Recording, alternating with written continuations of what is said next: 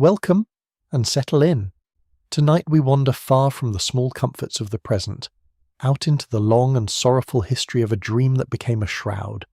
We are going to speak of the Imperium of Man, that vast and ancient dominion which sprawls across 1,000,000 worlds beneath a cold and failing sky. And we are going to speak of it the way one speaks of old ruins at evening, without hurry, without alarm, with only the patient attention that old grief deserves. There will be emperors in this telling, and sons who loved them, and sons who did not. There will be wars so old that their names have softened into legend, and a throne of gold that is also a tomb. Let the voice carry you, and let the long centuries turn slowly, and let sleep find you somewhere among the dying stars. To understand what the Imperium became, one must first understand the silence out of which it was born, and that silence is older than almost anything else in the human story. Long before the Emperor gathered the scattered tribes of old Earth beneath a single banner, long before the first starships of the Great Crusade crossed the void with their engines singing, humanity had already known a golden age, and had already lost it. There had been a time in the dim reach of the distant past when humankind walked easily between the stars, when great ships moved through the immaterium as surely as ships upon a quiet sea, when colonies shone on 10,000 worlds and the terrors of the warp had not yet risen to drink the light of reason. That age is remembered now only in fragments, in the broken machines of the Adeptus Mechanicus, in the half-erased inscriptions on worlds so deep in the galactic rim that even the Imperium rarely visits them, in the dreams of astropaths who wake weeping and cannot say why.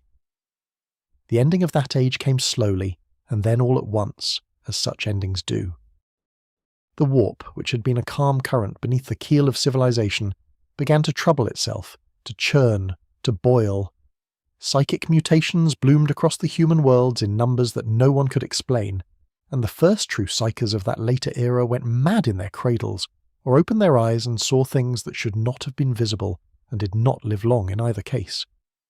Then came the storms, the great warp storms that closed the paths between the stars one by one, and what had been a single humanity became 10,000 shipwrecked humanities, each marooned upon its own world, each cut off from every other by tides of unreality that no vessel could cross. The comforts of interstellar civilization faded like breath on cold glass. The machines that had sustained whole worlds went silent for want of the parts that came from elsewhere, and there was no elsewhere anymore. And so humanity, which had once walked among the stars, sat down again in the dust of its many worlds and began to forget. On old Earth, which was known by then as Terra, and had grown strange even to itself, the long forgetting took a particular shape. The cities of the ancient Golden Age crumbled slowly into their own rubble. Dynasties rose, and tyrants rose with them, and warlords called themselves kings, and then emperors, and then gods, and were answered by other warlords until the continents were a patchwork of small, violent kingdoms, each ruling a handful of ruined cities, each remembering less than the one before. Strange technologies surfaced in the markets of petty warlords, half-understood relics whose makers were centuries dust and were used poorly and broke and were forgotten. The air itself grew poisoned in places, the skies stained copper and rust by the unhealed wounds of older wars, and children were born to mothers who had never seen an uncontaminated sun. In the high mountains of the Himalayan range, where the air was still clean enough to breathe without a mask, small communities of scholars and ascetics kept vigil over what knowledge remained, and passed it hand to hand across the generations, and waited, though they could not have said for what. This was the long night of old Earth, and it lasted not a century or two, but 5,000 years, an abyss of time so vast that even the peoples who lived through it lost the thread of their own descent, genealogies frayed, languages splintered into dialects and then into mutually unintelligible tongues. The very word humanity came to mean only the people of one's own valley, one's own fortress, one's own warlord, and no further. The stars still wheeled overhead as they always had, but no one looked up to them with longing anymore, for longing requires memory, and the memory of the stars had become a fairy tale told to children, a myth that grown men and women smiled at and then set aside, the way one sets aside any lovely thing that cannot be eaten or burned for warmth. And yet the world did not quite die, because somewhere in the slow centuries of that long night, something was waiting.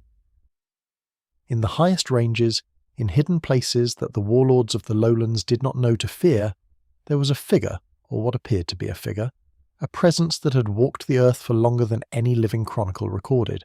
Scholars who much later tried to piece together his origins came to believe that he had been born, or made, in the dim antiquity of the first human civilizations. That he was the gathered flowering of a great psychic ritual performed by shamans of the Neolithic age, who had given their lives willingly so that one undying soul might carry their accumulated wisdom forward through the ages of humanity. Whether this is true in every detail, or only in some deeper poetic sense, hardly matters now. What matters is that he existed, that he had watched the golden age rise and fall, that he had seen the long night settle over terror, and that he had decided somewhere in the silence that enough was enough. He did not announce himself. He did not step forth from the mountains with armies at his back and banners in the wind. The Emperor, as he would later be called, moved into the affairs of terror the way a tide moves into a ruined harbour, slowly, steadily, lifting what could be lifted and leaving the rest to rot.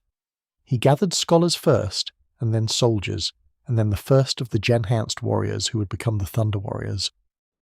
And by the time the warlords of the lowlands understood that a new power had risen among them, that power was already at their gates, and so the Unification Wars began, the wars that would end the long night and open the door to a new age and to all the sorrows that new age would bring. But those wars, and the dream they carried, and the slow and terrible unfolding of that dream into a galaxy of ashes, are a story for the hours still ahead. For now, let the long night of old earth settle around you like a blanket of old snow, soft and deep and quiet, and let the patient centuries turn on their ancient hinges and rest. The long night of old earth settled around the tides of a new age, and into that settling the Emperor walked, not as a conqueror announced by trumpets, but as something older and quieter, a patience with a purpose at last. The wars he began are remembered now by the single word, unification. A word so clean and so measured that it almost conceals what it cost. But the chroniclers of the Imperium, those who wrote in the calm millennia afterward, were careful with their language, and the word they chose has the weight of what it hides. Unification meant the slow reduction of a continent of warlords into a single polity. Unification meant fires in the high passes and silences in the low valleys where kingdoms had stood for centuries. Unification meant a man who could not quite be called a man walking at the head of an army of made warriors, and looking upon each fallen banner not with triumph, but with the weary gaze of someone who had counted every cost in advance, and had chosen to pay it anyway. The Thunder Warriors were his first blade, and they were a blade he had fashioned with grim knowledge of what he was doing. They were not the Space Marines of later centuries, not the careful and enduring sons of later genetic refinements. They were something coarser, something made for the immediate need rather than for the ages. Each Thunder Warrior was a colossus of reworked flesh, taller and broader than any ordinary soldier, wrapped in heavy plate that bore the marks of the Emperor's own forge lords, carrying weapons that ordinary hands could not have lifted. They were grown quickly, trained in weeks rather than years, and sent into battle while the ink of their creation was still, so to speak, wet upon them. And they were magnificent. Upon the ashen plains of what had once been great cities, beneath skies stained amber with the dust of old wars, they broke the armies of the tyrant warlords one after another, and the long night of terror began, for the first time in 5,000 years, to loosen its grip. But the Emperor, who saw far more than he ever spoke of, had known from the beginning what the Thunder Warriors were. Their bodies could not endure the changes that had been worked upon them. Their cells, pushed so quickly into so much strength, had been pushed past the threshold of any long life. Some died in battle, as soldiers do, and their deaths were honoured. Others, those who survived the long years of the unification, began to fail in quieter ways, their great frames wasting, their minds clouding, their breath shortening in the thin air of the mountains that had birthed them. The Emperor had given them a purpose they could accomplish, and a lifespan that would not carry them far beyond that purpose, and when the last of the warlords had fallen and the banners of a unified terror flew at last over the reclaimed cities, the Thunder Warriors were quietly, deliberately, without ceremony, allowed to pass away. Some were put to final rest in battles carefully chosen for that end. Others simply faded in the long wards of the Emperor's houses attended by those who had loved them. It is recorded that the emperor himself walked among them in their final days, and that he spoke to each by name, and that his face, in those chambers, was not the face of a sovereign but the face of a craftsman who has finished a hard labour and knows that the tools which made it possible must now be set down forever. With terror unified, the emperor turned his gaze to the red planet that hung nearby in the same sky, the world called Mars, where the priests of the machine had maintained their own long vigil through the age of strife. Mars was not a kingdom of warlords, but a cathedral of cogitators and forge masters, of adepts who had preserved the sacred formulae of the old sciences through millennia of silence, and who had come to regard their preserved knowledge as a liturgy, and their machines as partial expressions of a divine omnissiah whose full revelation they still awaited. When the emperor came among them, robed in the light of his own presence, and speaking in tones that only the oldest of their tech priests could bear without trembling, many of them believed that their long waiting was ended, and that the omnissiah had at last come to walk in the dust of Mars. The emperor did not disabuse them of this belief. He did not confirm it either. He simply offered them a compact, a partnership of two powers rather than the conquest of one by the other, and the great treaty of Olympus was struck upon the slopes of the mountain whose name it bears, an accord that bound the forges of Mars to the banners of terror for all the ages to come. From that compact flowed the first true stirrings of what would become the Imperium. The Mechanicum opened its vaults, and the technologies that had slept through the long night stirred again. Starships were built, and then fleets of them, their hulls longer than cities, their engines capable at last of crossing the old gulfs between worlds. The Astronomicon, that great psychic beacon by which ships might navigate the warp without being lost, was conceived in those years, though its final form would not be achieved for decades more.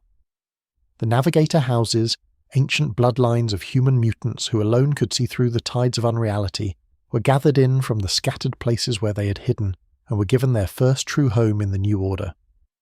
And the emperor, who had walked in the dust of terror for longer than any of them could imagine, began at last to plan for the stars again.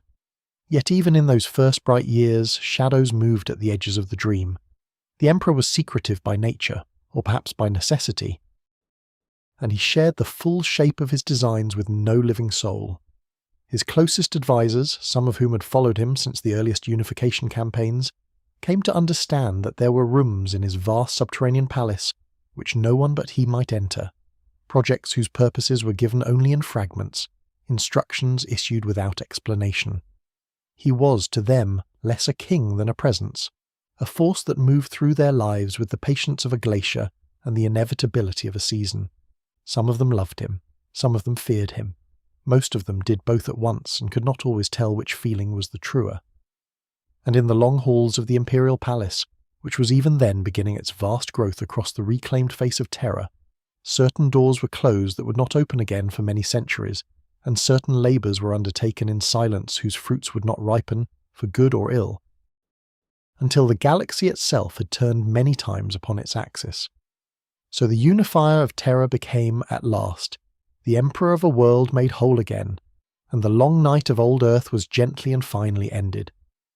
The skies above the reclaimed cities cleared, season by season, of the poisons that had stained them. Children were born who had never known a warlord's tithe. The old myths of the stars were told again, not as fairy tales now, but as promises soon to be kept. And beneath all of this, beneath the banners and the feasts and the slow greening of the poisoned valleys, the emperor worked on, in chambers no one but he entered, upon designs no one but he understood. The dream of the Imperium was already being laid, stone by quiet stone, and already its first shadows had fallen across the threshold of the centuries to come. But those shadows, and what would grow in them, belonged to the hours still ahead. For now let the banners settle softly over a world at peace for the first time in 5,000 years, and let the forges of Mars hum in the distance like a slow and patient heart, and rest. The forges of Mars hummed in the distance like a slow and patient heart, and beneath that hum, beneath the greening valleys and the peaceful banners of a world made whole again, the emperor continued his quiet labours. Of all the labours he undertook in those first bright decades of the new terror, none was greater, and none would prove more fateful, than the labour that went on beneath the Himalayan mountains, in chambers cut so deep into the living rock that no sound from the surface could ever reach them. There, in vaults whose walls hummed with the slow song of machines no other human hand could have built, the Emperor worked upon the making of his sons. He called them the Primarchs, a word he had chosen with care, a word that suggested both primacy and parentage, both the first and the beloved. They were to be 20 in number, each distinct, each a flowering of the deepest arts he possessed, drawn from his own genetic pattern and refined with gifts and temperaments that he chose for each with the patience of a master gardener, planning a grove that would outlive him. One would be a warrior without equal, one would be a craftsman of starships and cities, one would be a lawgiver, one would be a poet in armour, one would carry the quiet gift of prophecy, and one the quieter gift of mercy. They would be his sons and his generals, his companions in the long crusade he already saw stretching before him, and the hands by which he would reach at last to the scattered worlds of humankind and gather them home. And though he spoke of them to no one, not to his closest advisers, not to the tech priests of Mars who supplied the machines of their making, not even to the few scholars he trusted with fragments of his greater designs, he must have known, in the long nights of their gestation, that he was doing something for which no human father had ever had a precedent. The chambers in which they grew were vast beyond easy description, lit by a soft gold luminescence that seemed to come from the walls themselves, filled with the steady breathing of the life-sustaining engines. Each of the 20 Primarchs floated within his own great vessel of pale fluid, suspended in a sleep deeper than any mortal sleep, tended by the Emperor's own hand. They grew slowly at first, and then quickly, their forms taking on the dimensions of the colossal beings they were meant to be, their features settling into the lineaments of the men they would become. Some of the later chronicles of the Imperium, written in the sorrowful centuries after everything had gone wrong, would dwell upon those early days with a tenderness that is almost unbearable, describing how the Emperor was said to have walked among the vessels by night, laying one hand upon each in turn, speaking names that only he and the unborn sleeper within knew. Whether these accounts are true in their every detail, or whether they are the longing of later chroniclers for a moment of simple, paternal love in a history that would offer so few of them, hardly matters. What matters is that for a little while, in those deep vaults, there was a father and there were sons, and there was nothing yet between them but hope. But the Emperor was not the only power that watched the chambers of the Primarchs. In the warp, in that sea of unreality whose storms had drowned the Golden Age and marooned humanity upon its scattered islands, there were older things, things that had been watching the rise of the Emperor since his first quiet movements in the mountains. They understood, as few mortal minds could have understood what was being made beneath the Himalayan stone. They understood that 20 such sons, unified beneath such a father, might accomplish what no power in the galaxy had yet accomplished, the binding of the warp itself, the closing of their own dark pastures. And so they struck, in a way that only warp-born things can strike, not with weapons but with the fraying of possibility, the insertion of a single terrible coincidence into the fabric of the Emperor's design. The chamber's seals failed. The vessels which had held the 20 Primarchs, each in his own deep and protected sleep, were wrenched open by a storm that no engine of Mars could have generated, and the infants, who were not quite infants anymore but were not yet the grown demigods they would become, were cast into the warp, scattered across the immaterium like seeds thrown by a violent wind. When the storm had passed and the chambers lay cold and broken, the Emperor stood among them alone, and the pale fluid of the 20 vessels spread in slow pools across the floor, and not one of his sons remained. He did not speak of what he felt in that hour. There are no records of any word he uttered, no chronicle that even the most devoted later scribes could pretend to have recovered from that silence. Some who later tried to imagine the scene wrote that he stood there for a long time without moving, and that when at last he turned away, the light upon his face was not the light of the chamber's gold luminescence, but something harder, something that would not quite soften again in all the ages to come. Whether this is true or only the longing of those later imaginings hardly matters. What matters is that the Emperor, having been, for a brief season, a father to 20 unborn sons, was now a father to none, and that the grief of that moment, whatever shape it took within him, would shape the centuries that followed. Yet the galaxy, through whatever providence of the warp or compensation of fate, had not swallowed his sons entirely. The storm had cast them outward to 20 distant worlds, and upon each of those worlds a child fell from the sky who was not quite a child. Some fell upon harsh places where only the strong survived, and were raised by tyrants or by beasts or by the hard kindnesses of pioneer colonies clinging to hostile soil. Some fell upon worlds of old wealth and long learning, and were welcomed as blessings. Some fell into chains, and some into thrones, and some into such strange circumstances that the later Imperium would struggle for centuries to piece together the stories of their upbringings. But the Emperor, standing in his empty chamber, did not yet know any of this. He knew only that his sons were gone, and that the work of decades lay broken around him. It would have been within his power, perhaps, to weep. It would have been within his power, certainly, to abandon the dream, to close the vaults, to remain upon a unified terror and be content with what he had already accomplished. He did neither of these things. Within a time that can only be guessed at, for no chronicle records its length, he turned from the ruined vessels and began again. The gene seed of the Primarchs, the residual patterns by which their distinctive natures had been encoded, could still be recovered, and from that recovered material the first Space Marines would be made, lesser by design than the Primarchs themselves, but still vastly greater than any ordinary human warrior. The old work would be reforged into a new work, and somewhere in the long calculations of his patient mind he made a decision which he would not speak of for many decades more, that the Great Crusade, when at last it launched, would have as one of its quiet purposes the finding of his scattered sons, one by one, world by world, across the breadth of the galaxy.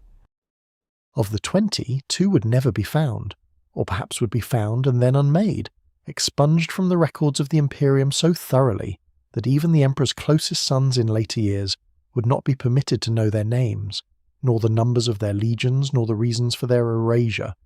The 2nd and the 11th, as the surviving counts would have them, simply ceased to be spoken of, their places in the roll of Primarchs left as silent gaps that no chronicler might fill. What they had done, or failed to do, or been asked to do and refused, became one of the oldest secrets of the Imperium, held so closely that by the time the heresy came, even the Primarchs themselves only whispered of it, and did not press. That silence, too, would shape the centuries to come, though its full shape would not be felt for a very long while. And so the Emperor, alone now in truth as he had not been alone before, gathered what remained of his work and began again. The legions were built from the salvaged gene seed. The fleets of the Great Crusade were drawn up in the high orbits of Terra and Mars. The first expeditionary forces were ready to cross the old gulfs between the stars, carrying within them not only the banners of a new Imperium, but the patient, unspoken intention of a father who had lost his sons and who would, in the fullness of time, go looking for them. But that searching, and what it would find, and what it would awaken, belongs to the hours still ahead. For now, let the deep vaults beneath the mountains fall quiet. Let the broken vessels cool in their empty chambers, and let the long patience of the Emperor gather itself in silence for the crusade that waits, and rest. The long patience of the Emperor gathered itself at last, in the silence that had followed the loss of his sons. And from that silence the Great Crusade was born. The fleets that had been readied in the high orbits of Terra and Mars rose at last from their moorings, and the void between the worlds, which had been empty for so long of any human banner, began to fill again with the slow and steady passage of ships that bore the new sigil of the Imperium upon their prows. The Crusade did not begin as a storm. It began as a tide, patient and inevitable, lifting the nearest worlds first, bringing them back into the light of a unified humanity one by one, with ceremony when ceremony would serve, with arms when arms were necessary, with patience always. In the high command chambers of Terra, the Emperor had already drawn upon his charts the long spiralling path the Crusade would follow, outward from the solar system by careful degrees, reclaiming first the nearest lost colonies, then the worlds beyond them, and then, in the fullness of decades, the farther reaches of what had once been humanity's sky. The armies that carried this labour forward were unlike anything the galaxy had seen in 10,000 years. The Space Marines, grown at last from the salvaged gene seed of the lost Primarchs, had been organised into 20 great legions, each bearing the character of the unseen father whose pattern had shaped its warriors. Each legion numbered in the tens of thousands, and each moved in fleets of its own, supported by vast expeditionary flotillas that carried the regiments of the Imperial Army, the newly formed orders of remembrancers and iterators who would record and proclaim the reunification, the Adeptus Mechanicus tech adepts who would examine the recovered worlds for lost knowledge, and the countless administrators who would weave the new compliant planets into the still-forming fabric of the Imperium. Above all of these, in the first years of the Crusade walked the Emperor himself, and his presence upon a battlefield was a thing that those who witnessed it would speak of in hushed tones for the rest of their lives, remembering how the light of him seemed to draw the colours of the world toward it, and how even the most ferocious of foes would sometimes lay down their weapons when his golden figure appeared upon the field, as if recognising something older and deeper than their quarrel. In those first years the Crusade recovered world after world, and to the younger generations born aboard the expeditionary fleets, it seemed that the galaxy itself was opening before them like a flower in slow motion. There were worlds that had forgotten they were human, whose peoples lived in feudal kingdoms beneath skies they no longer remembered were the same skies as Terra's. There were worlds that had remembered too well, and had built small and precious civilizations upon the bones of older ones, and greeted the returning Imperium with tears and feasts. There were worlds that refused to be compliant, and the legions took those worlds by storm, and the chroniclers who travelled with the fleets recorded the battles with the careful restraint of those who understood that they were writing not for their own generation, but for all the generations to come. And in the recording of those early campaigns, a particular note began to be sounded, a note of hope so clear and so bright that later historians, reading those early texts in the sorrowful aftermath of everything that would follow, would set them aside unable to continue. Because the contrast was too much to bear. It was in the course of one such early campaign, in a system whose proper name has been half worn away by the centuries, that the Crusade recovered the first of the lost Primarchs. The world was called Chthoniya in the records, a dark and broken place whose surface had been tunnelled into vast gang territories, where rival clans warred beneath the crust, and where a boy had risen from those clan wars to become something more than a warlord, something that the clans had come to follow, not out of fear alone, but out of a love they could not quite name. When the Imperial expedition made planetfall upon Chthoniya, and when its commanders descended into the tunnel halls where the young king of the clans waited for them, the Emperor himself was among that party, and the meeting of father and firstborn was a moment that those who witnessed it would never afterward be able to describe in full. The young man, whose name was Horus, knelt, and the Emperor laid one hand upon his head, and it is said that neither of them spoke for a long while.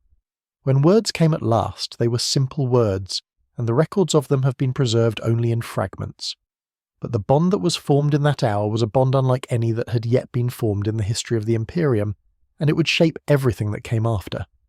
Horus was given his own 16th Legion, those warriors who had been grown from his gene seed without knowing whose pattern they bore, and he took command of them with an ease that seemed almost preternatural, as if he had always known how to lead them. He was brilliant upon the field, generous in the council chamber, charming in the banquets that were held in the compliant world's honour.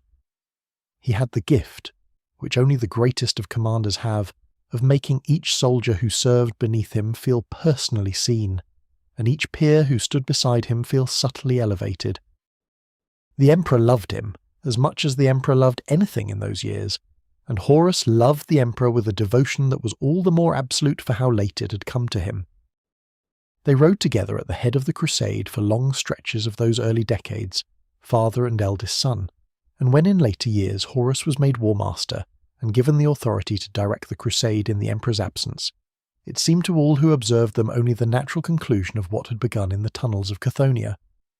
One by one, in the years that followed, the other Primarchs were found. The Crusade came upon each of them in the strange circumstances into which the warp had flung them, and each was drawn into the fold with whatever ceremony the situation allowed. Some came gladly, as children who had dreamed of a father they could not quite remember. Some came hesitantly, having built lives of their own that they were not eager to relinquish. Some came in chains, and some came at the head of their own gathered armies. And some came broken, and had to be healed by the long patience of their legions before they could stand as sons beside their father. Each reunion was a triumph, and the chroniclers recorded each with due reverence, and at no point in those early years did anyone aboard the expeditionary fleets allow themselves to notice that the Emperor, who had grieved the loss of his sons in silence, did not seem quite to rejoice in their recovery in the manner that a simpler father might have done. For there was, even in the brightest years of the Great Crusade, a quality to the Emperor that those who watched him most closely came slowly to recognize and to speak of among themselves in quiet tones. He was not distant in the way a cold man is distant, but in the way that a surgeon in the midst of a long and delicate operation is distant, his attention fixed upon a task whose full shape only he could see, his words spared. His explanations rare.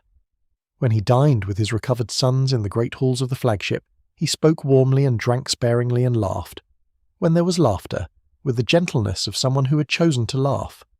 But when he withdrew to his private chambers, as he did each evening and for long stretches of days, he gave no account of what occupied him there, and none of his sons, not even Horus, were permitted to cross the thresholds he had set. The project that had been begun beneath the Himalayan mountains, the labour of which the Primarchs themselves were only one part, continued in those closed chambers, and continued to be spoken of not at all. Most of his sons did not ask. Most of them, having found a father at last, were content to serve him, and to believe, as sons often believe, that whatever he did not share he was keeping safe on their behalf. But among the legions, the first faint seeds of what would later flower into catastrophe were already being sown. Unnoticed, in the quiet spaces between the Emperor's silences and his sons' devotions, and those seeds would take many decades to grow, and would be watered by many small grievances before they came at last to fruit. For now, the Crusade swept outward, and the worlds of humanity returned one by one to the new banners, and the galaxy in those years seemed to those who lived within it to be on the very edge of a golden age such as no generation had dared to hope for. But the shape of what was coming, and the long shadow it would cast, belongs to the hours still ahead. For now let the fleet sail on through the quiet void, let the compliant worlds turn peacefully beneath their new skies, and let the old dream of a reunified humanity shine, for just a little longer, as if it might yet be kept, and rest. The old dream of a reunified humanity shone on through the long middle years of the Great Crusade, and those years stretched across more than 2 centuries. A span of time so vast that entire generations of remembrancers were born aboard the expeditionary fleets, grew old in the recording of compliant worlds, and died at their writing desks without ever once setting foot upon the dust of terror. In the long quiet of those decades, one after another, the remaining Primarchs were found, and each finding added a new thread to the tapestry of the Crusade, and each thread brought with it not only its own distinctive colour, but its own particular shadow, unnoticed at first in the brightness of the pattern still being woven. Upon the ice world of Fenris, where the cold was so deep that a man's breath would freeze upon his beard before falling as dust, the Crusade found a king of the native tribes who was larger and fiercer than any of his warriors, a giant with hair like a winter sunset and eyes that carried the pale gleam of the tundra in winter. He was called Leman Russ, and he had been raised among the wolves of Fenris after falling from the sky as a child, and he had grown to become the king of the Russ, a figure half myth and half warlord. When the Emperor came before him, Russ is said to have tested his father in 3 feats of strength and cunning before accepting his inheritance, and only when the Emperor had met him in each did he kneel at last and take upon himself the command of the 6th Legion, which would thereafter be known as the Space Wolves. He brought to the Crusade a wildness that the more disciplined legions found difficult to reconcile, and a fierce and unquestioning loyalty to his father that would, in the years to come, make him the Emperor's executioner, a role he did not seek and did not refuse. Upon the volcanic world of Nocturne, where the mountains breathed fire and the people had learned to live in the long shadows between the eruptions, the Crusade found Vulkan, who had been raised by a simple blacksmith and had become himself the finest smith the world had ever known. He was a Primarch of a different temper from Russ, quieter, broader, with great patient hands and a voice that rarely rose above the low murmur of a man telling a story by a forge. When the Emperor came to him, Vulkan did not test his father but embraced him, and led him to the small house in which he had been raised, and introduced him to the blacksmith who had found him and raised him, and the Emperor, who had found many sons by then, is said to have bowed his head in the house and thanked the old smith for the keeping of his child. Vulkan took command of the 18th Legion, which became the Salamanders, and shaped his warriors in his own image, making of them not only soldiers but craftsmen, not only conquerors but protectors of the small and the common, and his legion in later years would be remembered for a peculiar gentleness that set it apart from its brothers. Upon the death world of Baal, where the sun rose blood-red each morning, and the children of the old human colonies had been driven by radiation into strange and beautiful forms, the Crusade found Sanguinius, whose perfection was such that those who beheld him for the first time often could not bring themselves to speak for several moments. He had been born with wings, great white wings that he carried folded at his back when he walked, and his face had in it a brightness that was almost painful to look upon directly. And yet those who spent time in his presence spoke always of his gentleness, of a mercy so deep that it seemed at odds with the golden armour he would later wear. He took command of the 9th Legion, the Blood Angels, and beneath him they became the most beautiful of all the legions, refined in manners, learned in arts, fierce in battle but careful in mercy, and the chroniclers of those years wrote of them with an awe that even the passing of the centuries has not quite worn away. Upon the gladiator world of Nuceria, where a boy had fallen from the sky into the hands of slavers and had been forced to fight in the arenas for the entertainment of a decadent aristocracy, the Crusade found Angron, and the finding of him was the first true shadow upon the brightness of the long recovery. He had been maimed by his masters, the butcher's nails driven into his skull to keep him docile through the blunt instrument of constant pain, and though he had broken free at last and had raised an army of slaves against his former masters, his army was dying in the mountains of Nuceria when the Emperor's ships arrived. Angron had meant to die with them. The Emperor, for reasons that he never fully explained, translated Angron to the flagship against his will and left the slave army to be annihilated upon the hillside. Angron woke aboard the ship with the blood of his comrades still upon his hands and the nails still driven into his skull, and he never forgave his father for that moment, though he took command of the 12th Legion and led them as the World Eaters, and the pain in him festered across the decades into a rage that would, in time, consume everything that was given to him to love. Upon the sunless world of Nostramo, where the cities had been built beneath an unending night, and the streets ran dark with the commerce of thieves and murderers, the Crusade found Conrad Kurz, who had raised himself from infancy in the alleys of that world, and had made himself its terror, and at last its law. He had cleaned the streets of Nostramo by hanging its murderers from the lampposts, and nailing its thieves to the doors of their own houses, and when the Emperor's ships came into his sky, he received his father wearing the colours of the judge and the executioner both. But Kersey was haunted by visions of what was to come, prophecies that arrived unbidden and could not be refused, and what he saw in those visions had broken something in him long before his father ever found him. He took command of the 8th Legion, the Night Lords, but his acceptance had in it the quality of a man agreeing to a sentence rather than receiving a gift, and he told his father upon that first meeting that he had seen how the story would end, and that the ending was not a good one. The Emperor is said to have listened, and to have said nothing, and to have turned away. One by one, across the long middle decades, the other Primarchs came home. Ferrus Manus of the Iron Hands upon the harsh world of Medusa, Mortarion upon the poisoned moon of Barbarus, where he had slain his warlord masters with his own hands, Magnus the Red upon the sorcerous world of Prospero, whose one great eye held the wisdom of 10,000 books read before his father had ever touched his shoulder, Lorgar upon Colchis, already preaching of a god before his father arrived to claim him, Perturabo upon Olympia, already a master of engines and siegecraft and already harbouring a grievance that he could not name, Rogal Dorn upon the frozen world of Inuit, Rabut Gilliman upon civilized Macraz, who had been raised as the son of a consul, and who understood, better than any of his brothers, how an empire ought to be administered. Jagatai Khan upon the steppes of Chagoris, who had ridden with his tribesmen before his father's coming. Korax upon the mining world of Deliverance, who had freed his people from their oppressors in a war of shadows. Alpharius last of all, or so the official records would claim, though what the record said of Alpharius was rarely what was true.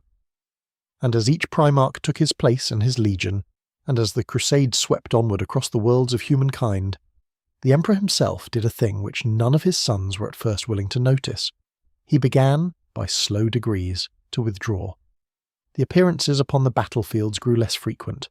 The presences at the councils grew more measured. The long private chambers beneath the palace on Terra, whose purposes he had never explained to any of them, began to call him back more often and to hold him longer when he went.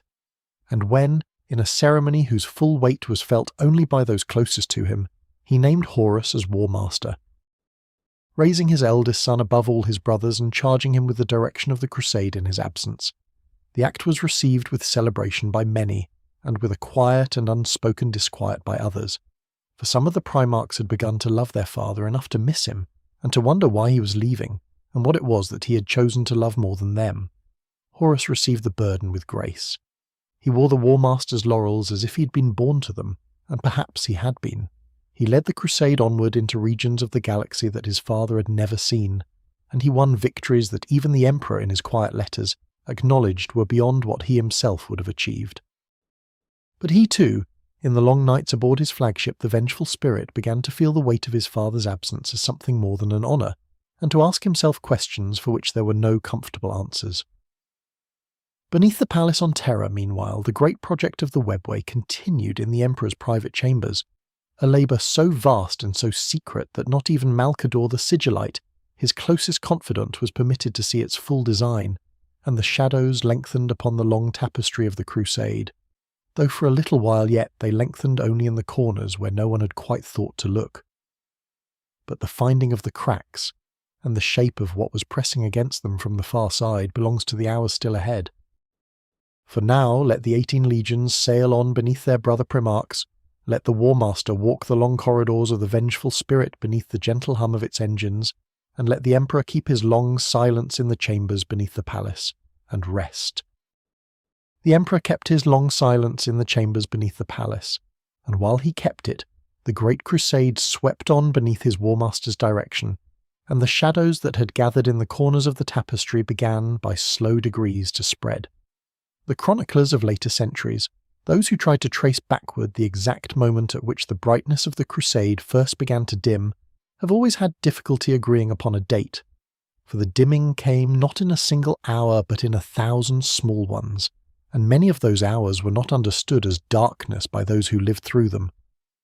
But among the events that the chroniclers have most often returned to, when searching for the place where the thread first frayed, one stands above all others in its weight and its consequence, and that is the Council of Nicaea, convened in the middle decades of the Crusade upon a world that had been compliant for scarcely a generation. The question that brought the Primarchs and the great officers of the Imperium to Nicaea was the question of the psychers and of the use of sorcerous practices within the legions. Magnus the Red, whose 1,000 sons had grown under his guidance into a legion of scholar sorcerers, had refined the psychic arts into disciplines of remarkable beauty, and, his critics said, of remarkable danger. Mortarion, who had grown up fighting sorcerer warlords upon the poisoned slopes of Barbarous, had raised his voice in condemnation, and Leman Russ had joined him, and others had joined them both, until the matter had grown too large for the Crusade to set aside. The Emperor, summoned from his chambers beneath the palace, came to Nicaea, and the great amphitheatre of that world was filled with his sons and with the remembrances and the astropaths and the representatives of 100 institutions, all of them gathered to hear what he would decree.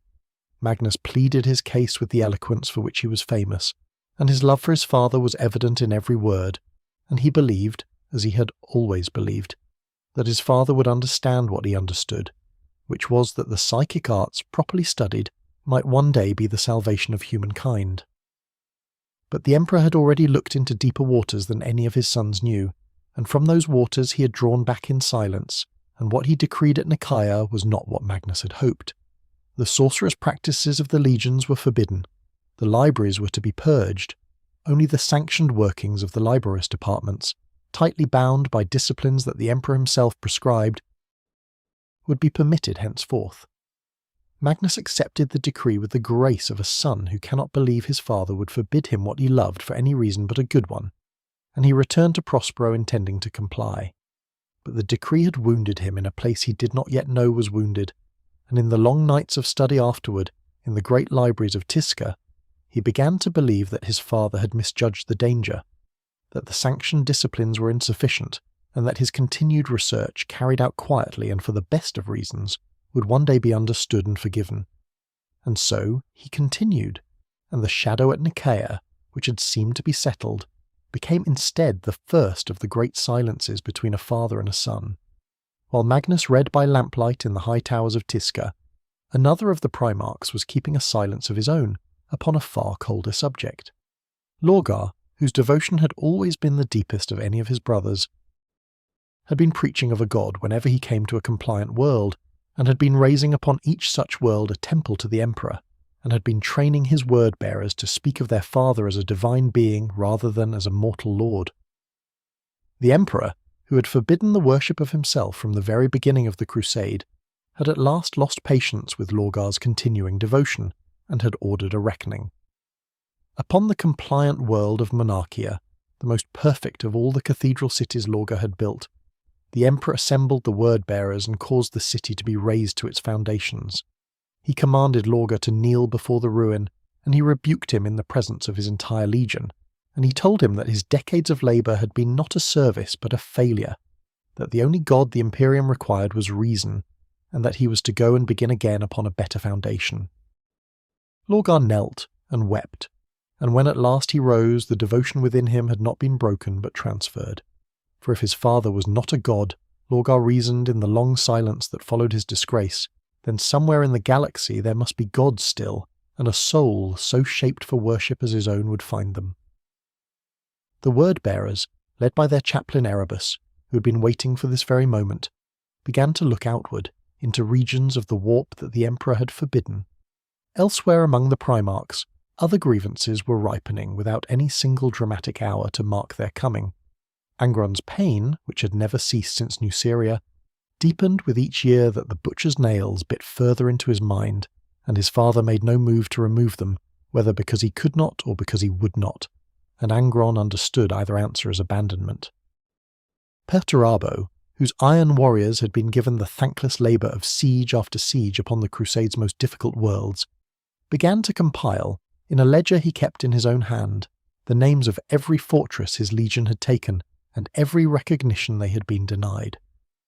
Conrad Cursor, whose visions grew darker as the years passed, began to practice his terrors upon the compliant worlds, hanging offenders from his dropships and leaving the bodies in the town squares of reformed cities, and when his brothers rebuked him, he answered that he had been made by his father for precisely this labour, and that if his father was unhappy with the tool, then the tool would soon be discarded, and he welcomed the discarding. Even Fulgrim, whose Emperor's children had been raised to the pursuit of perfection in all things, had begun in those years to develop a subtle and troubling refinement in his interests. The pursuit of the perfect brushstroke, the perfect killing blow, the perfect whine, the perfect harmony of sound, had begun in him to tilt toward the pursuit of the perfect sensation as such, and his legion, ever devoted to their father's example, had begun to tilt with him. They did not yet know what lay at the far end of that tilt. Few of them would have recognized it had they seen it, but the road was being opened, and the feet upon it were beginning to move. All through these quiet hardenings the Emperor's own withdrawal deepened. He came less often to the councils of his sons. His letters, when they came, were shorter. He issued his decrees through Malcador the Sigillite, who spoke for him in matters where once he would have spoken himself. Beneath the palace on Terra, the great Webway project progressed, and those few who knew of its existence understood, though none of them said so aloud, that it was consuming more and more of his attention, and that its demands upon him were of a kind that only he was capable of meeting. What the Emperor saw from within that project, what he glimpsed of the powers that pressed against the thin walls of reality, and of what they intended for humankind, he shared with no one, not even with Malcador, not even with Horus. He believed, as he had always believed, that he would be able to finish what he had begun before the cracks widened past repair. But the cracks were widening.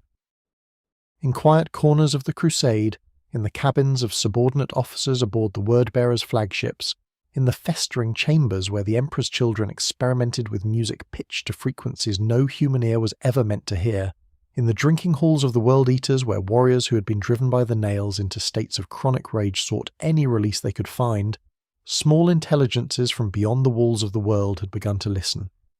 They were patient, in the way that such intelligences are patient, which is to say that they had been waiting since before any of the Primarchs were born, and would have been content to wait for as long again.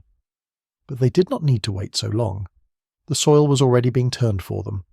Horus, walking the long corridors of the vengeful spirit beneath the gentle hum of its engines, sensed something of the general unease, as any commander of his gifts would have sensed it, He wrote to his father about it in careful, measured terms. His letters received measured replies. He wrote more frequently. The replies grew fewer and shorter and came at longer intervals. He began, though he did not know he was beginning, to ask himself whether his father trusted him as much as he had once trusted him, or whether the laurels of War Master had been given him partly as a consolation for something else that was being withheld. The questions were small. The questions were reasonable. He set them aside most evenings and took them up again most mornings, and they waited for him, as such questions do. The Crusade, meanwhile, went on. Worlds were made compliant. Libraries were built on newly reclaimed planets. The machinery of the Imperium thickened and deepened across the galactic map. To most of those who lived within it, the Crusade seemed as bright as it had ever been, and perhaps brighter, for its successes continued to accumulate.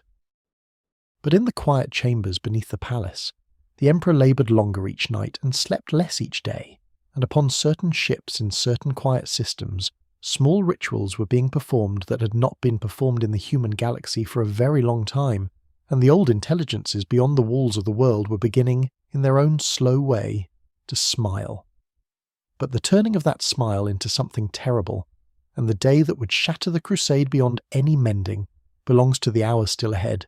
For now, let the councils fall silent, let the rebukes of Nicaea and Monarchia settle into memory, and let the Emperor bend once more to his unseen labour beneath the palace, and rest. The Emperor bent once more to his unseen labour beneath the palace, and while he bent far out upon the edge of the Crusade's long advance, the hour that had been gathering for so many quiet years at last arrived. It came, as such hours often do, in a place that no one would have chosen for a turning of history. Davin was a small world, a feudal compliance, already long brought beneath the Imperium's banner, hardly the sort of place where chroniclers would have expected anything of consequence to occur. But it was upon the moon of Davin, in a temple older than the memories of the people who lived beside it, that Horus was struck down, and that the hand which struck him down was a hand that had been working toward that moment for longer than any mortal could have tracked. A blade poisoned with warp-touched venom found his side in the course of a minor skirmish, and the wound it made was one that the medici of his flagship could not close, and as his brothers and his captains watched, the finest of all the Emperor's sons began to die. It was Erebus of the Word-Bearers who came forward then, as he had been waiting to come forward for years, and who counselled that the temple upon the moon, whose lodge brothers practised a faith that the Imperium had tolerated because it had seemed harmless, might yet save what the Imperium's own physicians could not. Horus, lying in his coma upon the flagship Vengeful Spirit, was carried down to the temple, and the doors were closed behind him, and what happened within those doors across the nights that followed is a thing that the records of the Imperium have never fully described, for those who were present afterward would not speak of it, and those who came later could only guess. What is known is that Horus was shown visions in that temple. He was shown a galaxy in which his father had abandoned him. He was shown a terror upon which, in the long centuries to come, the Emperor would be worshipped as a god, and his sons forgotten as mere instruments of a divinity that had never needed them. He was shown his own death at his father's careless hand, and the deaths of his brothers, and the shaping of humankind into a chained and fearful thing that would kneel forever before a throne of gold.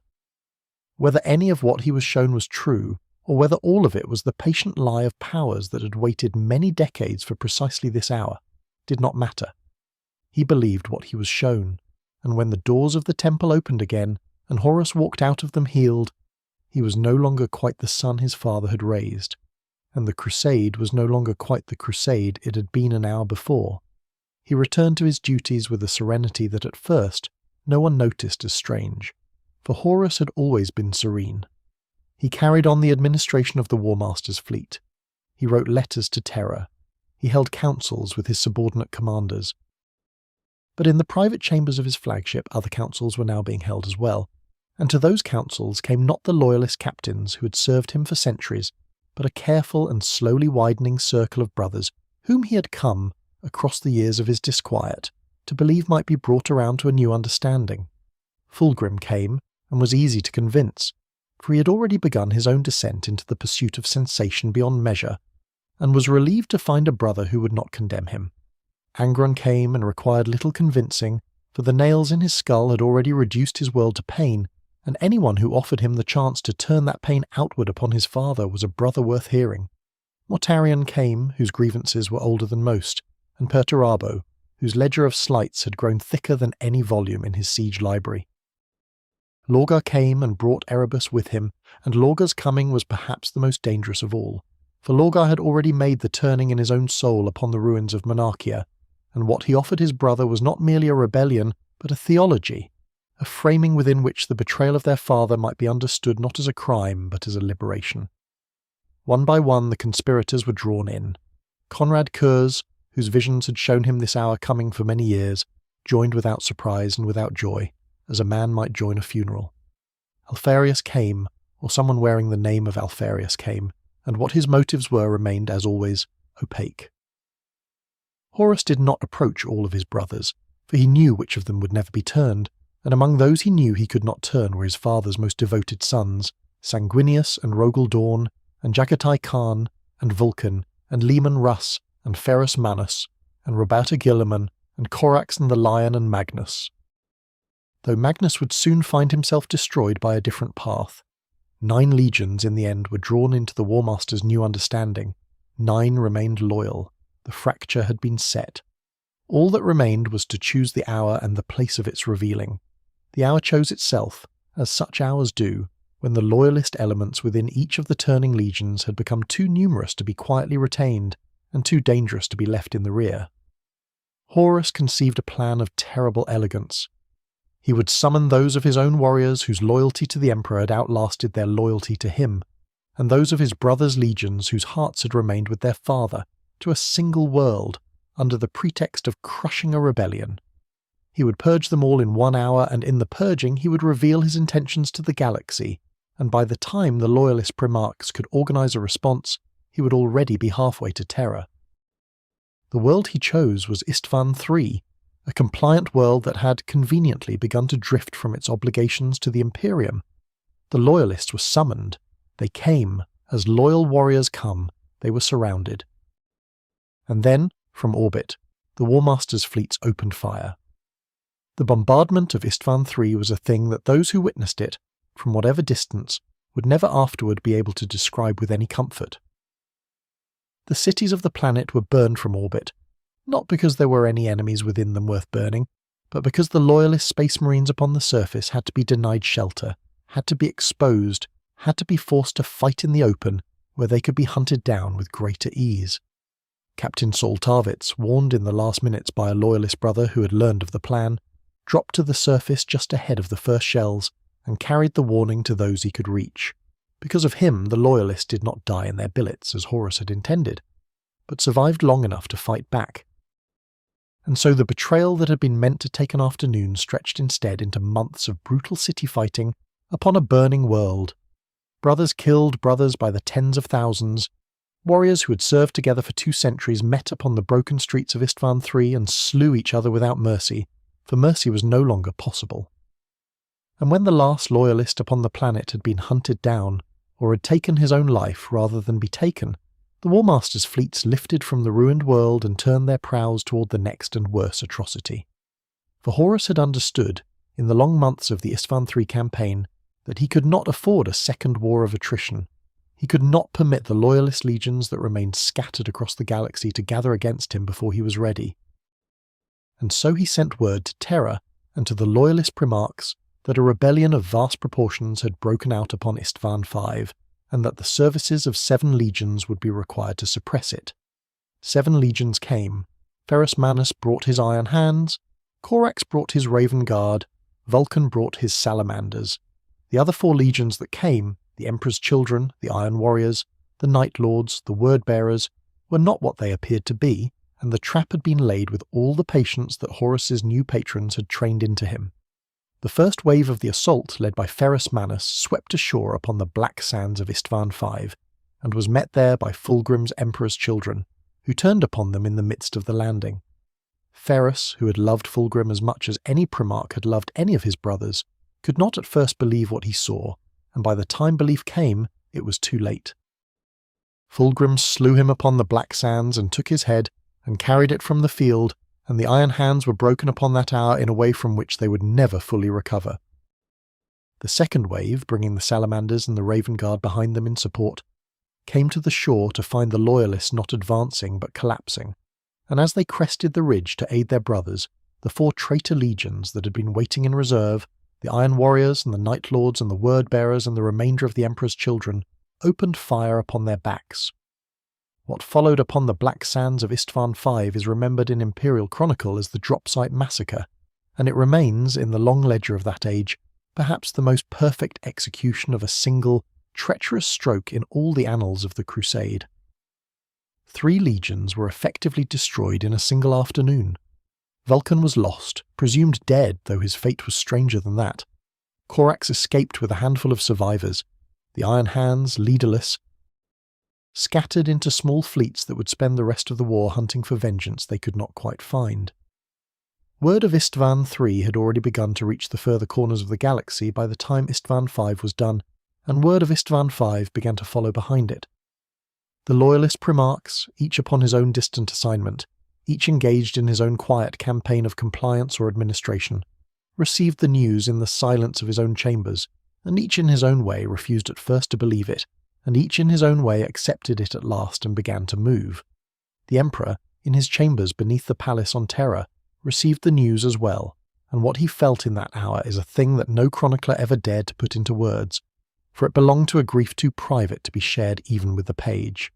He left the Webway project unfinished, which would prove to be a decision of consequences almost as great as the betrayal itself, and he turned his attention at last to the war that he had for so long refused to see coming. The dream of the Crusade was ended. The galaxy was on fire, and Horus, having revealed himself, now turned his fleets toward home. But the long burning that would follow, and the shape of the war that was now only beginning, belongs to the hours still ahead. For now let the black sands of Istvan V fall quiet beneath a cooling sky. Let the wreckage of 3 legions settle into the long dust, and let the galaxy draw its first breath in the new and darker age that has opened at last and rest. The galaxy drew its first breath in the new and darker age, and that breath tasted of ashes and iron, and the strange burning sweetness of worlds set alight by warp-touched flame. The war that had been revealed upon the black sands of Istvan V did not stay upon those sands. It spread outward along the lanes of the old Crusade, moving by the same routes the expeditionary fleets had once taken outward, turning each of those routes now into a corridor of fire. Horus, from the command decks of the Vengeful Spirit, sent forth his armies in careful concert, each legion given the task most suited to its corruption, each theatre chosen to achieve the maximum possible disruption of the Loyalist response. What had been, only a season before, a reunified galaxy returning slowly to its old birthright, became in the course of a few short years a map of burning fronts, with the Loyalist Primarchs each fighting his own war upon his own quarter of the sky, and no single commander able to see the whole of what was coming toward Terra, into the heart of the Loyalist realm of Ultramar, where Robert Guilliman had been shaping the 500 worlds into perhaps the most perfectly administered region in the whole of the Imperium. Horus sent Angron and Lorgar together, and the campaign they waged there is remembered in the chronicles as the Shadow Crusade. Angron came to Ultramar with the nails singing in his skull, and a rage long past any possibility of satisfaction, and the World Eaters under him fell upon the compliant cities with a hunger that had nothing to do with strategy, and everything to do with the bottomless craving that had been grown into them. Lorgar came behind him with a purpose of a different kind, and the Word-Bearers under him performed upon each captured world a ritual of slow and deliberate consecration, killing the civilian populations in numbers chosen for their resonance, inscribing upon the soil of Ultramar with the blood of its people the signs and sigils by which certain old powers of the warp were summoned and fed. Calth was where this labour reached its first full expression, for Calth was where Guilliman had gathered his Ultramarines to meet the expected enemy, and Calth was where Cor Phaeron, Lorgar's first captain, worked the great ritual that extinguished the system's star and cast Calth into a darkness from which it would never fully recover. The Battle of Calth that followed became a byword in the chronicles of that age for the terrible intimacy of brother war, for the Word-Bearers and the Ultramarines had served together in the Crusade for 2 centuries, and they knew each other's tactics, each other's formations, each other's voices over the Vox channels, and they killed each other in the underground caverns of Calth for years after the surface had been made uninhabitable, and some of them were still killing each other when the heresy itself was over and the galaxy had moved on. Elsewhere, Upon the sorcerous world of Prospero, a different and no less terrible thing was happening, and its happening was one of the great tragedies of the war, for it was done by loyalist hands at the bidding of a loyalist father, and yet it drove the legion it was done to into the arms of the traitors as surely as any blade of Horus's could have done. Magnus the Red, in his long study beneath the lamps of Tisca, had at last come to understand what his father had been building beneath the palace on Terra, the great webway project whose completion would have secured humanity's safe passage between the stars without ever needing to touch the warp again. He had come to understand, too, that the project was failing, that the powers of the warp had found a crack in the defences the Emperor had raised around his labour, and that catastrophe was pressing toward the palace itself. Magnus, in his desperation, and in his love, reached out with the full power of his sorcery to warn his father. He forced his mind across the barriers the Emperor had raised against him, through the wards and the sanctions of Nicaea, through the long ranks of the palace's guardians, and he broke in the end into the very chamber of the Webway project. And there he spoke to his father directly, and his warning arrived. But the warning, delivered with such force, tore open the very defences it had been meant to strengthen. Demons poured through the rent Magnus had made. The Webway project was broken, perhaps beyond any future mending, and the Emperor, seeing what had come through in his son's wake, and believing that Magnus had joined the traitors rather than merely disobeyed, sent Leman Russ and the Space Wolves to Prospero to bring his sorcerous son to heel. Russ came with fire. Whatever the Emperor's precise instructions had been, Russ went beyond them, or perhaps he had been given additional instructions by parties whose interests did not align with the Emperor's own, for Erebus of the Word-Bearers had been whispering into more ears than any of them knew. The Space Wolves broke Prospero in a single assault. The great libraries of Tisca were burned, the accumulated learning of centuries reduced to ash in a single day, and the 1,000 sons, fighting with all the sorcery their father had taught them, could not save their world. Magnus, at the height of the burning, made a choice from which there was no returning. He called upon Sinch, the god of the warp whose bargains he had for so long refused, and Sinch answered, and the 1,000 sons were translated from the ruined towers of Prospero to a fortress in the Eye of Terror that had been prepared for them since before their Primarch had been born. Magnus the Red, who had broken every law of Nicaea for love of his father, became in that moment the sorcerer prince of the planet of the sorcerers, and the shape of the warp around Sinch's throne became that much richer for his coming. Russ returned to his own war with the weight of what he had done settling upon him in a way that he never afterward spoke of save once, in a letter to his brother Magnus, which was never sent. Across the farther reaches of the galaxy, the other traitor legions pursued campaigns suited to their natures. Conrad Kurz, whose Night Lords had always practiced terror as a craft, now practiced it without any restraint whatsoever. The worlds his fleets passed through were not so much conquered as haunted, for he preferred to leave the local populations alive in just sufficient numbers that the survivors might carry the story of what they had seen to the next world, and the next, until the mere rumour of the Night Lord's approach was enough to break a planet's will before the first landing craft touched the ground. The Alpha Legion, under a commander whose identity remained always uncertain, struck in 1,000 small places at 1,000 small times, each strike targeted with such precision that it became clear only afterward what larger loyalist action it had been meant to prevent. The Iron Warriors of Perturabo, who had been starved of glory through the whole of the Crusade, now took the sieges they had always been denied, and prosecuted them with a cold, methodical brutality, and the ledger that Perturabo had kept in his own hand grew thick with the names of fortresses he had at last been permitted to break. The Death Guard beneath Mortarion began in those years a slow transformation that none of them had chosen, and all of them came in time to embrace. Plague came upon them in the warp, upon a fleet becalmed for weeks in a tide they could not escape. And the disease that should have killed them simply changed them instead, bloating their ancient armour, filling their lungs with a gentle suppurating rot, gifting them with an endurance beyond the reach of any ordinary disease, and making them at last the chosen of Nurgle, the grandfather of plagues, whose affection for them was as tender as it was terrible. The Emperor's children, meanwhile, pursued their refinements into regions of experience that the other legions, even the worst of them, preferred not to think upon.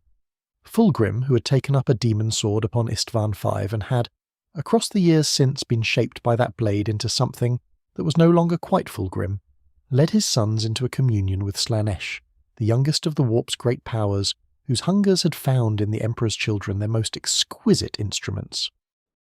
The music of the Legion, the art of the Legion, the very combat of the Legion, all became now performances of a pitch beyond the bearing of ordinary souls, and those who fell before them fell into experiences that the chroniclers refused to describe.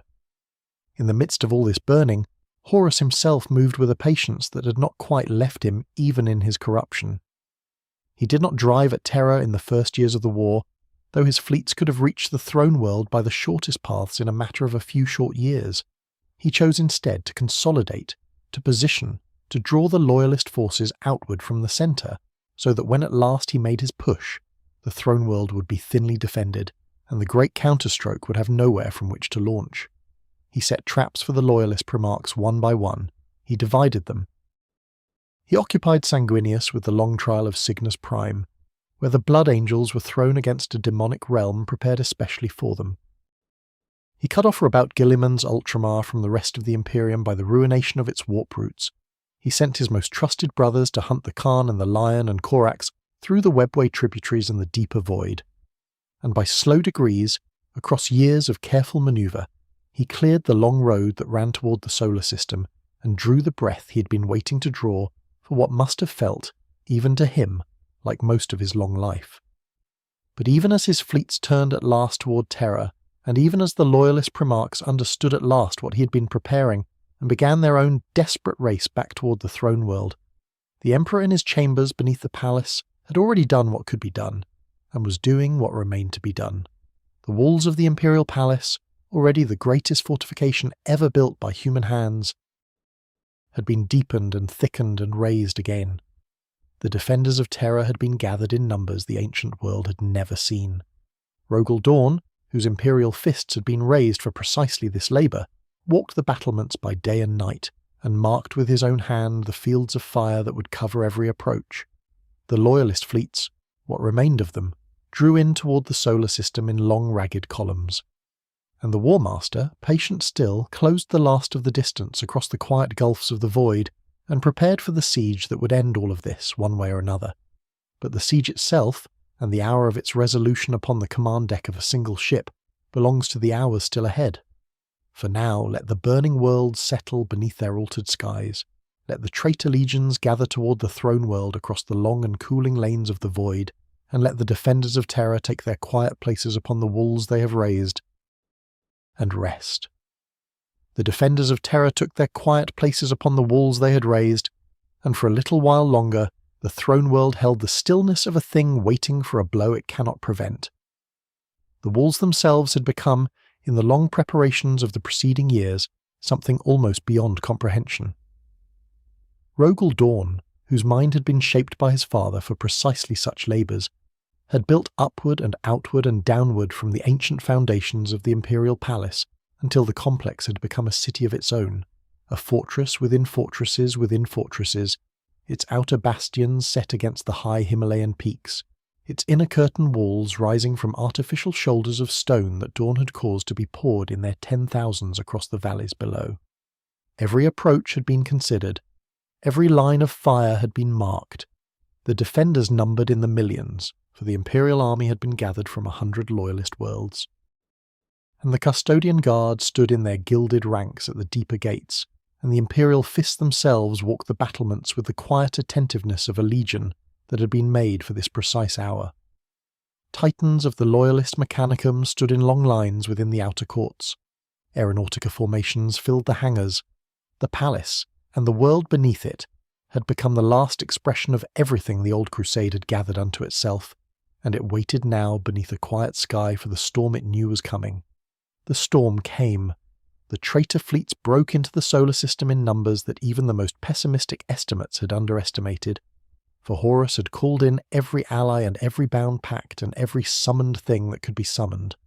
With the Primarchs of his 9-turned legions sailed vast demonic entities, tethered to hulls that had once been Imperial ships, and cults of traitors from compliant worlds that had been quietly subverted across the long years of the Crusade, and renegade Titan legions, and fallen Mechanicum forge worlds that had declared for the War Master and brought their war engines with them.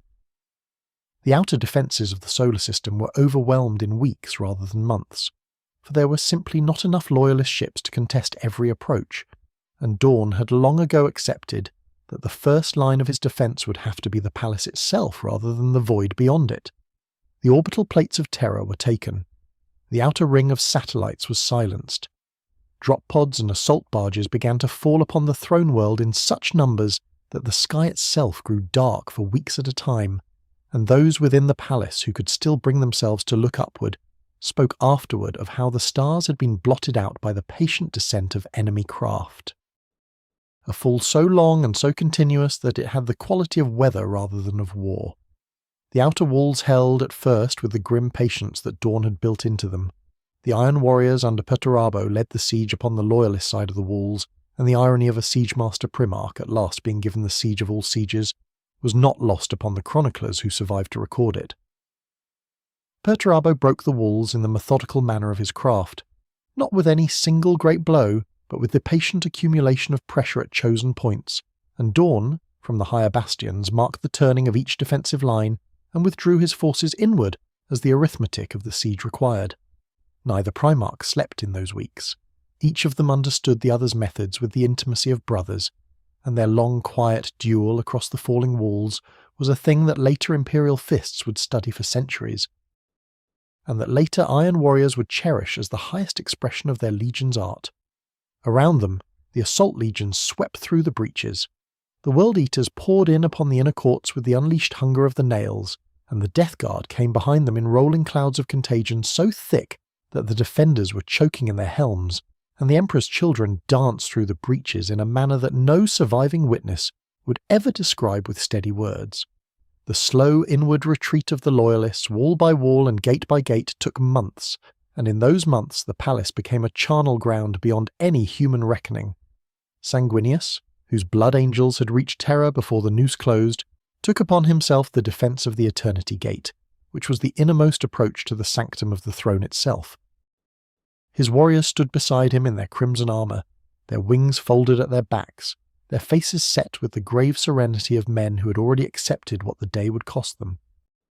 Before him, across the shattered courts, the War Master's own Terminators were pushing inward through the last of Dawn's defences, and Sanguinius stood in the gate's high arch and waited for his brothers to come through it. They came. He killed many of them with a mercy that did not spare them. The Eternity Gate held beneath his hand for longer than any mortal gate ought to have held, and the records of those hours, where records exist, describe a figure of such terrible brightness standing within the arch that the traitor warriors pressing toward him had in the end to shield their eyes before they could approach, and even then the shielding was not always sufficient. Above the palace, in the low orbits of terror, the vengeful spirit hung at the centre of a circle of its own escorts, and upon its command deck Horus stood and watched the siege below through the great oculus of the bridge. He had not come down. He had not, through all the long months of the assault, set foot upon the world of his father. What passed through his mind in those weeks is a thing that the chroniclers have guessed at for 10,000 years without quite being able to settle, for the man who had been the War Master was no longer entirely present within the shape that bore his name, and what spoke through him upon the command deck of his flagship was not one thing but several, woven together into a single will that still wore his face. When at last he understood that Dawn's patient withdrawal had drawn the traitor armies into a killing ground within the palace itself, and that a protracted assault upon the inner sanctum would be purchased only at a cost that might yet see, the War Master's forces bled dry upon the ruins of a world they could not quite finish taking. He did a thing which surprised even his own lieutenants. He lowered the void shields of his flagship.